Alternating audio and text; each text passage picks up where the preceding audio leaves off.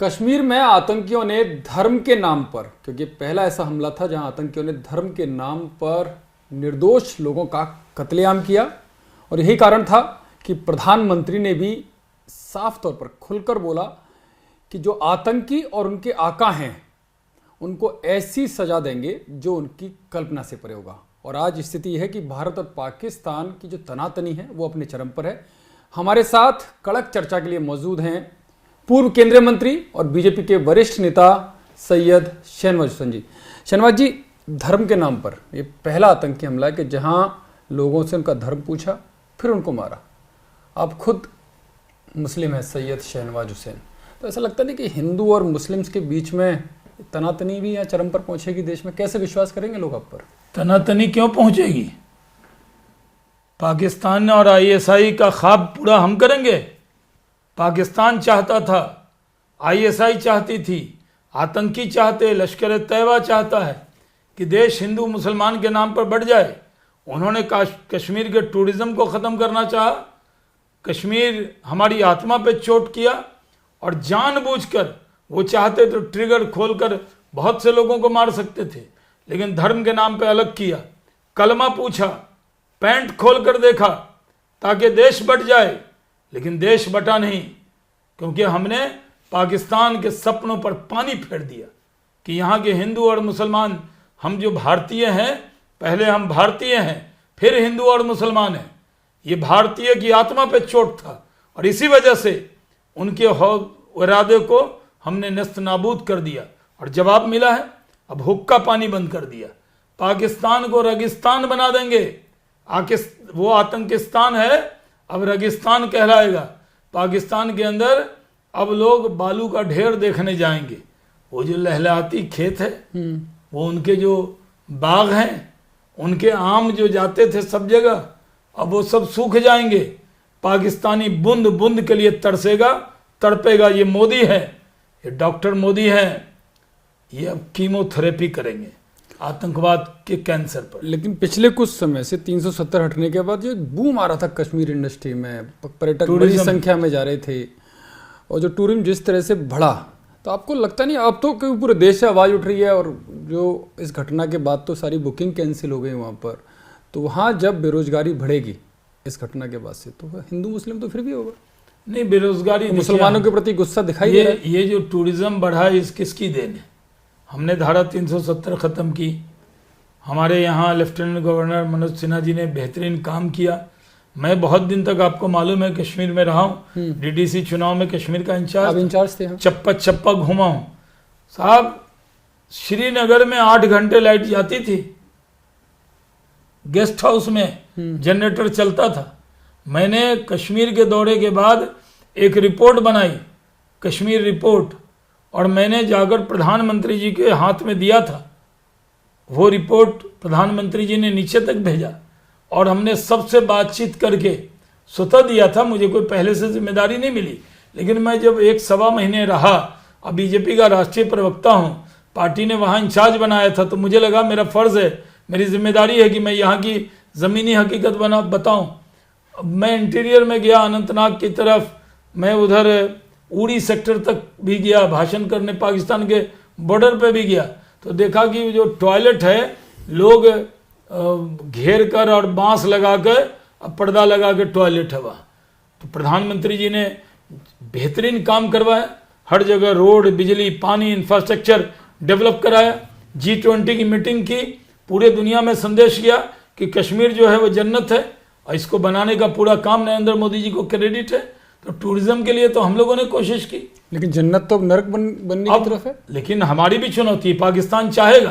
पाकिस्तान का मकसद क्या था कि भारत को टेररिज्म का जख्म दें, भारत की आत्मा पे चोट करें। पाकिस्तान का मकसद था कि धर्म के नाम पर अलग करके मारे, ताकि धर्म के नाम पर भेदभाव हो जाए पूरे देश के अंदर, तनाव हो जाए, दंगा हो जाए, फसाद हो जाए। लेकिन हमने नाकाम किया कि नहीं? हमारे सरसंघचालक आदरणीय मोहन भागवत जी ने क्या कहा, ये सवाल हिंदू और मुसलमान का नहीं है, ये सवाल धर्म और अधर्म की लड़ाई का है। तो जो अधर्म के रास्ते पर पाकिस्तान चल रहा है, उसको नाकाम करने के लिए अब सब इंतजाम हो रहे। ऑल पार्टी मीटिंग हो गई है, हम लोग पाकिस्तानियों को बूंद बूंद के लिए तरसाएंगे, तड़पाएंगे, उनको पता लगेगा कि भारत पर हमला करना कितना उस पर भारी पड़ा है। प्रधानमंत्री ने साफ तौर पर बोला कल बिहार में जो रैली हुई, जो जनसभा थी, कि जो सोचा भी नहीं होगा उस कल्पना से भी परे उनको सजा मिलेगी, लेकिन अब आतंकियों के घर उड़ा दिए। क्या यही सजा है या इससे ऊपर कुछ? अभी तो ये शुरुआत है।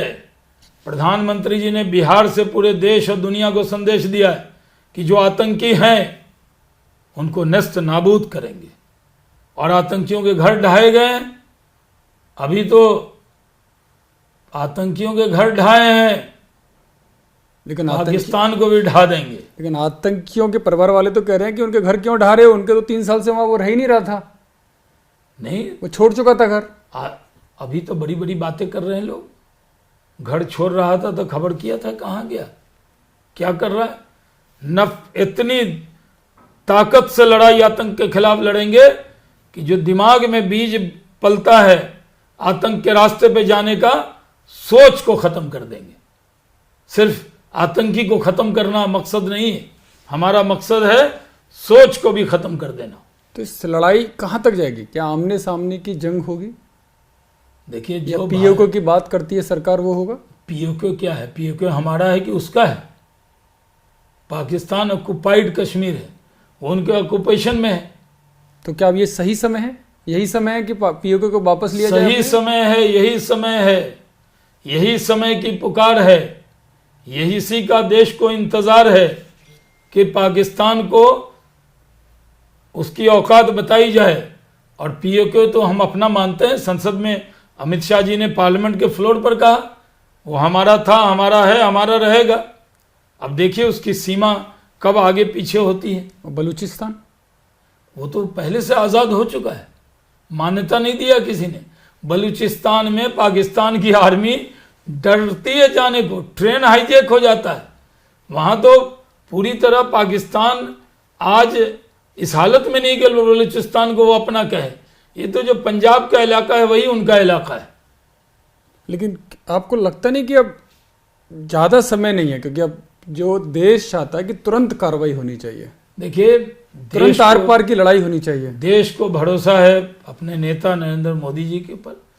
पूरा 140 करोड़ के वो नेता हैं, हिंदू, मुस्लिम, सिख, ईसाई, हर जात धर्म के लोग इकट्ठे होके प्रधानमंत्री के साथ खड़े हैं और खड़े रहेंगे। किस तरह से खड़े रहेंगे? रॉबर्ट वाड्रा तो कह रहे हैं कि ये घटना ही इस वजह से हो रही है क्योंकि मुस्लिम दबाए जाते हैं। अब बताइए कहाँ दबाया जाता है? मैं खुद मुस्लिम हूँ, कहाँ पे दबाया जा रहा है? आप बता दीजिए कहाँ मुस्लिम दबाया जा रहा है? दुनिया में मुसलमानों के लिए भारत से अच्छा देश, हिंदू से अच्छा दोस्त और नरेंद्र मोदी से अच्छा नेता नहीं मिलेगा, जो कहता है सबका साथ, सबका विकास, सबका विश्वास। वोट दो उसका भी विकास, अब वोट ना दो उसका भी विकास। सबकी चिंता करते हैं, सबको पक्का मकान, 5 किलो अनाज, आयुष्मान भारत का कार्ड, अकाउंट में पैसा, गैस सिलेंडर। कोई भेदभाव करते हैं क्या? जो देश में कानून मानेगा उसके साथ कोई दिक्कत नहीं। जो इसको हमारे देश को भारत माता मानेगा, जननी मातृभूमि मानेगा, उसको हमारे देश के लोग पलकों पर बैठाते हैं, एपीजे अब्दुल कलाम बनाते हैं। ऐसा तो नहीं कि पाकिस्तान के जो रक्षा मंत्री उनका बयान आया उसी कारण से आया कि रॉबर्ट वाड्रा कह रहे हैं कि मुस्लिम दबाए जाते हैं। वो कह रहे हैं कि ये जो घटना हुई है ये आपसी कलह की वजह से हुई है भारत की। रॉबर्ट वाड्रा का बयान पाकिस्तान को पसंद बहुत आया है, लेकिन देश के लोगों ने उनके बयान को रिजेक्ट किया है। लेकिन पाकिस्तानी मंत्री तो कह रहे हैं आपसी घरेलू कलह का परिणाम है। कोई घरेलू कलह कहाँ होगा? पाकिस्तान का कोई लेना देना नहीं है इसमें। वो तो ऐसे ही कहेंगे, वो तो उनकी घिग्गी बन रही है ख्वाजा आसिफ की, जनरल मुनीर की, शहबाज शरीफ की। सबको पता है रात में चैन से सो नहीं पा रहे हैं, पानी को निहार रहे हैं। अब ये पानी भी जाने वाला है। हरियाली को निहार रहे हैं, हरियाली जाने वाली है, रेगिस्तान आने वाला है। राहुल गांधी भी कल ऑल पार्टी मीटिंग हुई और राहुल गांधी आज पहलगाम पहुंच गए हैं, एलजी साहब से भी मिलेंगे। हाँ, तो राहुल गांधी विपक्ष के नेता हैं, उन्होंने सही जिम्मेदारी निभाई, जाना चाहिए। लेकिन उनकी पार्टी के लोग तो सवाल ही निशान खड़े कर रहे थे। उनकी पार्टी की तो आदत है, देखिए बड़ी पुरानी लत लग गई है, लत ये गलत लग गई है, तभी तो बेचारे सत्ता से बाहर है। शर्मा जी, अंतिम सवाल कड़क चर्चा में ये बताइए बिल्कुल साफ गोई से, कितने दिन का इंतजार? आर पार की लड़ाई के लिए। इंतज़ार क़यामत तक नहीं है, इंतज़ार की घड़ी ख़त्म होने वाली है। सब्र का पैमाना लबरेज हो गया, धीरज की सीमा टूट चुकी है। अब बस, अब नहीं। अब बस और अब नहीं, सब्र का पैमाना टूट गया है, धैर्य खत्म हो चुका है, ये कहना है सैयद शहनवाज हुसैन का। और जो इंतजार है वो कयामत तक नहीं होगा और पाकिस्तान जल्द ही रेगिस्तान बनेगा।